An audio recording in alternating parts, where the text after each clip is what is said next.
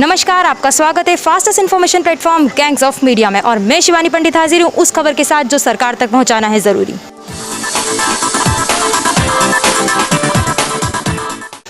हम मौजूद हैं इंदौर से 100 किलोमीटर दूर राज्य की बुनाई राजधानी यानी वीविंग कैपिटल महेश्वर में। आपको जानकर हैरानी होगी कि महेश्वर एक ऐसा शहर है जहां पर 70 से 85% तक की आबादी महेश्वरी साड़ियों की बुनाई पर निर्भर है। एक ऐसा शहर जो अपनी प्राकृतिक सौंदर्यता के साथ साथ महेश्वरी साड़ियों की खूबसूरती के लिए भी जाना जाता है।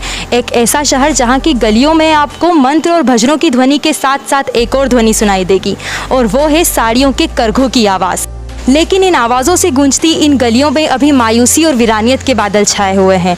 दरअसल लगभग 1 साल के बाद यहाँ के बुनकारों ने अपनी उम्मीद के करघे से इन गलियों को सजाने की कोशिश की थी, लेकिन देश कोरोना की दूसरी लहर की चपेट में आ गया। लिहाजा यहाँ के बुनकारों ने उम्मीदों के साथ साथ अपने ऑर्डरों को एक बार फिर खो दिया। आज हम आपको एक ऐसे ही लाचार बुनकार से मिलवाने ले जा रहे हैं। हमारे साथ मौजूद हैं एक ऐसे बुनकार जिनमें बुनकारी की कला विरासती गुण है। वे खुद बुनकारी के कार्य में जुटे चौथी पीढ़ी हैं। हम बात कर रहे हैं ताना बाना हैंडलूम के को पार्टनर अमन अंसारी जी से। सर, सबसे पहले आप बताएं अपने हैंडलूम और बुनकारी के बारे में। बात की जाए मेरे वीविंग कल्चर के बारे में, माहेश्वरी वीविंग के लिए हम जाने जाते हैं माहेश्वर। इसका स्टार्टिंग 1790 में अहिल्याबाई होलकर जो यहाँ की क्वीन हुआ करती थी उन्होंने किया था। फिर उसके बाद जब 1947 में हमें आज़ादी मिली, उसके बाद उन्हीं के वंशज रिचर्ड होलकर और उनकी वाइफ शैली होलकर यहाँ आए और उन्होंने उनका कल्चर के बारे में जाना।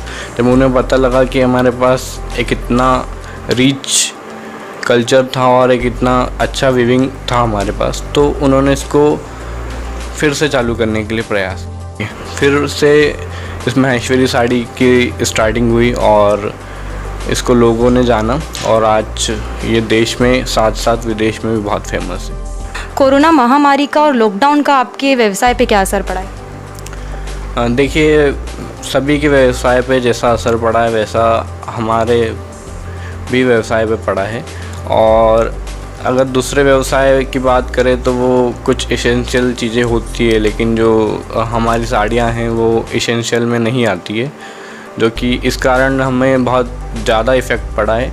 लॉकडाउन में तो पूरा ही बंद था, लेकिन जो वीवर्स थे हमारे साथ, जो जुड़े हुए वीवर्स थे, उन सब वीवर्स के लिए हमने थोड़ा थोड़ा प्रोडक्शन चालू रखा और स्टॉक को बनाते गए हम। लेकिन फिर सेकंड हमें लगा था 1 साल का ये होगा पैंडमिक और फिर ठीक होगा और सब धीरे धीरे नॉर्मल होता जाएगा, लेकिन फिर सेकेंड वेव ने जो हीट किया है वो बहुत हार्ड हीट किया है। मतलब जो वीवर्स हैं अब उनके पास कुछ वर्क नहीं है, तो अभी तो स्थिति बहुत ख़राब है। मतलब मास्टर वीवर्स जो होते हैं, जो जिनके अंडर वीवर्स काम करते हैं, जैसे मैं मास्टर वीवर हूँ, मेरे अंडर पहले हम लॉकडाउन के पहले हमारे पास 70 to 100 वीवर्स थे, लेकिन अभी लॉकडाउन के बाद हम फर्स्ट लॉकडाउन और सेकंड लॉकडाउन के बाद अब हम नहीं कैपेबल है कि उनको कंटिन्यूसली वर्क देते रहें, तो हमने भी उसकी नंबर्स को कम करके 25 ही कर दिया है। अब हमारे पास 25 वीवर्स काम कर रहे हैं और हो सका कि अगर ये लॉकडाउन और कुछ दिन चला तो हम वो भी नहीं चला पाएंगे, क्योंकि हमारे पास भी एक क्राइटेरिया है, इतनी ही हम स्टॉक कर सकते हैं, उससे ज़्यादा हम नहीं कर पाएंगे। तो अभी जो पिछले 1 वर्ष से जो लॉकडाउन चल रहा है उसमें आपको जो ऑनलाइन व्यवसाय है उसका कितना पारंपरिक व्यवसाय की तुलना में महत्व देखने को मिला? ये भी कह सकते हैं, जैसे सभी ने कहा आपदा में अवसर, तो हमने भी हमारा जो ऑफलाइन था उसको ऑनलाइन में कन्वर्ट किया, कुछ हद तक किया। लेकिन अगर बात की जाए अभी की स्थिति की लास्ट ईयर के कंपैरिजन में, तो पिछले साल लोगों ने एक तरीके से ये समझे कि मदद के रूप में साड़ियाँ खरीदी कि हम वीवर्स को वेजेस दे रहे हैं, मदद कर रहे हैं। लेकिन ये जो सेकेंड वेव आया उसमें सभी की आर्थिक स्थिति थोड़ी सी कुछ ना कुछ तरीके से डामाडोल है, तो इस बार तो कुछ ऑर्डर्स नहीं है। और पिछले बार भी ये इतने वीवर्स को चलाने के लिए इतना नहीं हो पाया, क्योंकि ऑनलाइन अगर कोई प्रोडक्ट हो तो आदमी वो ख़रीद सकता है, लेकिन ये साड़ी और फैब्रिक कपड़े की बात है, भारतीय लोग इसको छू के ही पसंद करना चाहते हैं, देख के उनको फील नहीं आ पाता है कपड़े का। लेकिन फिर भी काफ़ी हद तक ऑनलाइन ने मदद की है तो आप हमारे देख रहे दर्शक और सरकार से क्या अपील या आग्रह करना है? जैसे सरकार की बहुत सारी संस्थाएं हैं, टेक्सटाइल मिनिस्ट्री के अंदर बहुत सारी संस्थाएं आती हैं जिनके खुद के शोरूम्स हैं, तो वो अभी सारे बुनकरों से कुछ ना कुछ हद तक माल ख़रीदें ताकि उन्हें अपने काम चलाने में मदद हो पाए।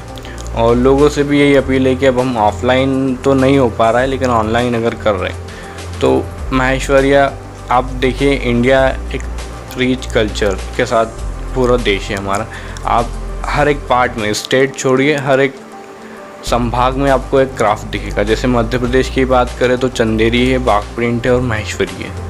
उसके अलावा भी छोटे छोटे और भी क्राफ्ट्स हैं, लेकिन ये 3 मेन जो फेमस क्राफ्ट्स हैं। तो ऐसे ही पूरे देश में हर एक जगह अपना एक क्राफ्ट है जिससे 40 लाख से 60 लाख लोगों को एम्प्लॉयमेंट मिलता है, जो कि अभी पूर्ण रूप से बंद ही है। तो आप अपने एरिया के जो भी क्लस्टर है, जो भी हैंडीक्राफ्ट से रिलेटेड प्रोडक्ट्स हैं, उनको बाय करें ताकि लोगों को एम्प्लॉयमेंट मिल सके।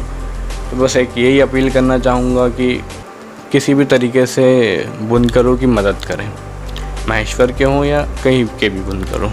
अगर ऐसा ही चलता रहा तो कई बुनकार ये व्यवसाय छोड़कर छोटी नौकरी की तलाश में जुट जाएंगे, जिससे कि बुनकारी जैसी अनमोल कला की मृत्यु तो होगी ही, पर साथ ही साथ बेरोजगारी का बीज फूट पड़ेगा।